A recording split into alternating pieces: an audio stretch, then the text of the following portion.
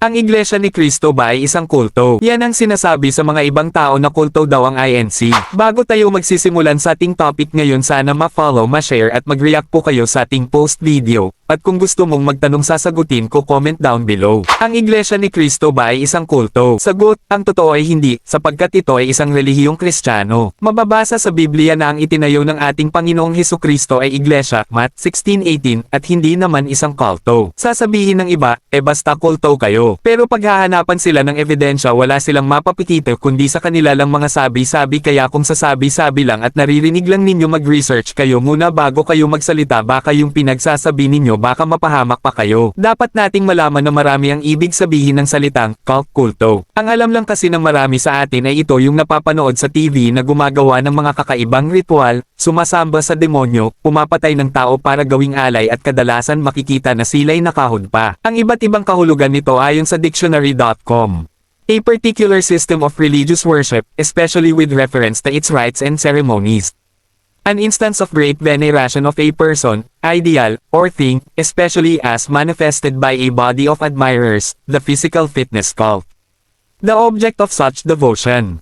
A group or sect bound together by veneration of the same thing, person, ideal, etc.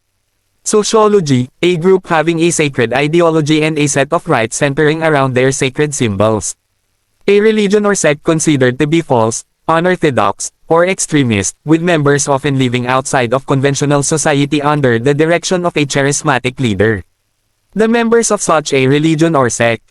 Any system for treating human sickness that originated by a person usually claiming to have sole insight into the nature of disease, and that employs methods regarded as unorthodox or unscientific. Sa madaling salita, ang kulto ay anumang relihiyosong grupo na lumihis sa pangunahing mga turo ng makasaysayang, batay sa Biblia, Kristiyanong pananampalataya na pinatunayan sa pamamagitan ng mga sinaunang ecumenical na mga credo. Ano namang ibig sabihin sa ecumenical na mga credo? Ang credong Niceno, Latin, Symbolum Nicaenum, ay ang Kristiyanong kredong ecumenical na tinatanggap ng simbahang silangang Ortodokso, Assyrianong simbahan ng silangan, simbahang Oriental Ortodokso, simbahang Katoliko Romano, at halos lahat ng mga pangkat ng Protestantismo, kabilang na ang Luteranismo, Komunyong Anglikano, mga simbahang Reformado, ang simbahang Presbyteriano, at ang Metodismo. Kung ito ngayon ang kanilang pagpapakahulugan sa kulto, ibig din bang sabihin ay inaakusahan nila ang mga unang Kristiyano na sila'y kulto dahil hindi naman sila noon naniwala sa mga doktrinang gawa-gawa lang tulad ng Trinity, Council of Nicaea, 325 AD, at Grace, Faith Alone, Protestant Reformation, 1500s. Hindi na nakakapagtaka na ang salitang ito ay naabuso sa paglipas ng panahon.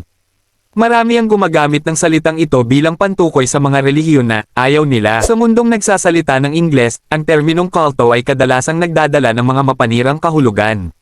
Sa ganitong diwa, ito ay itinuturing na isang pansariling termino na ginamit bilang isang ad hominem na pag-atake laban sa mga grupo na may magkakaibang mga doktrina o mga kasanayan.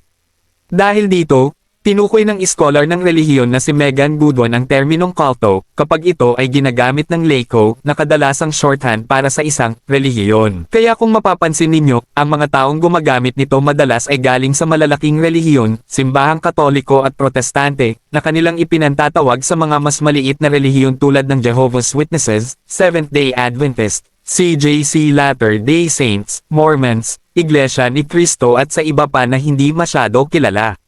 Ang masaklap nga, kung tatanungin mo sila kung ano ang ibig sabihin nito ay hindi nila alam, dahil sa katotohanan ginagamit lang din nila ang salitang ito bilang pang-insulto o pang-asar sa mga kaanib ng ibang relihiyon.